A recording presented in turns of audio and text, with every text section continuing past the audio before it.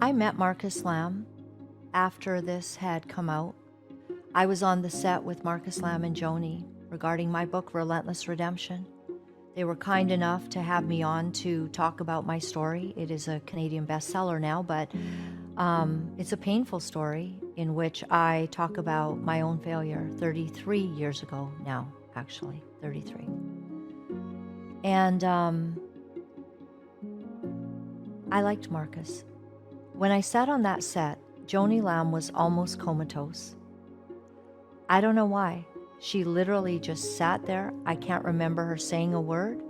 There was no smile on her face. She was miserable. And this had been, I believe, a few years from this disclosure and what had happened, and I didn't even know about it.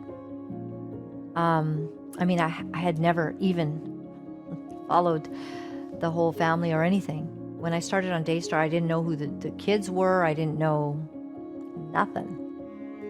And when Joni Lamb told me about Dr. Doug Weiss when I was on their show for a second time, I didn't even know who he was. I just listened. And she was telling me what a great man she'd met and all of that.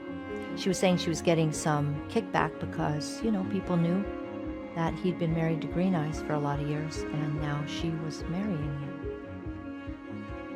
So when I was on the set with Marcus Lamb, I want to tell you what I saw in him.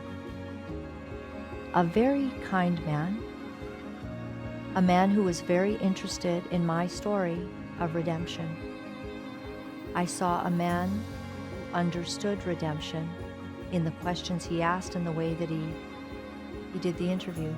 Joni sat there very just comatose. I don't know. She just sat there. I was afraid of her by the end of it. But Marcus was a very real person.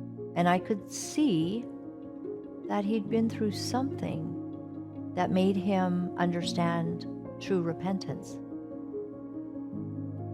Well, the world ran him through a whole lot of,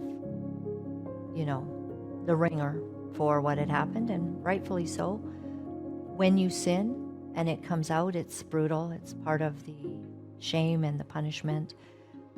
That's why God asks you not to sin, His assistant actually told me that he was traveling the next day and that he was taking my book, Relentless Redemption, to read it. I never spoke to him again.